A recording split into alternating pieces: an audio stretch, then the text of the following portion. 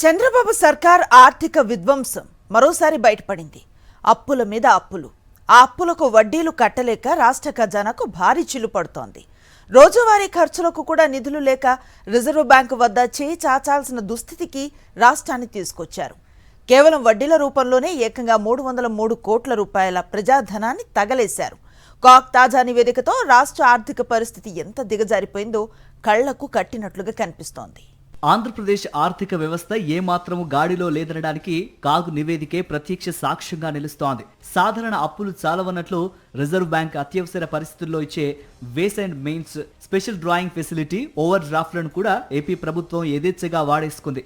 RBI నిబంధనలను ఉల్లంఘిస్తూ పరిమితికి మించి అప్పులు తేవడంతో ఏకంగా 303 కోట్ల రూపాయల మేర వడ్డీల భారం రాష్ట్ర ఖజానాపై పడింది. చంద్రబాబు పాలనలో ఏడాదిలో కేవలం 8 రోజులు మాత్రమే ఖజానాలో కనీస నగదు నిల్వలు ఉన్నాయి.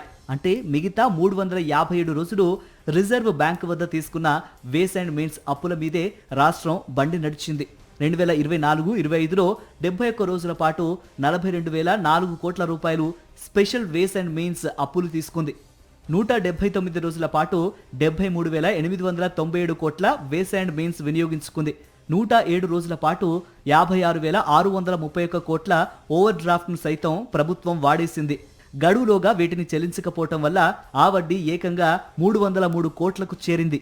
ఈ ఆర్థిక సంవత్సరంలో తమిళనాడు, మహారాష్ట్ర, గుజరాత్, బీహార్ లాంటి 11 రాష్ట్రాలు అసలు వేస్ అండ్ మెయిన్స్ అప్పుల జోలికే వెళ్లలేదు. కానీ ఏపీ మాత్రం దేశంలోనే అత్యధికంగా అప్పులు చేసి రికార్డులకెక్కింది. దీన్ని బట్టి రాష్ట్ర ఆర్థిక నిర్వహణ ఏ స్థాయిలో దారుణంగా ఉందో అర్థం చేసుకోవచ్చని కాగ్ తన నివేదికలో కుండ బద్దలుగొట్టింది. 2024-25లో దేశంలో అత్యధికంగా చేబదుల రూపంలో అప్పులు తీసుకున్న రాష్ట్రాల్లో ఆంధ్రప్రదేశ్ నెంబర్ 1 స్థానంలో నిలిచింది. ఏపీ ఏకంగా 1,72,532 కోట్ల రూపాయల అప్పులు తీసుకుంటే తెలంగాణ 1,29,376 కోట్లు తీసుకుని రెండో స్థానంలో నిలిచింది.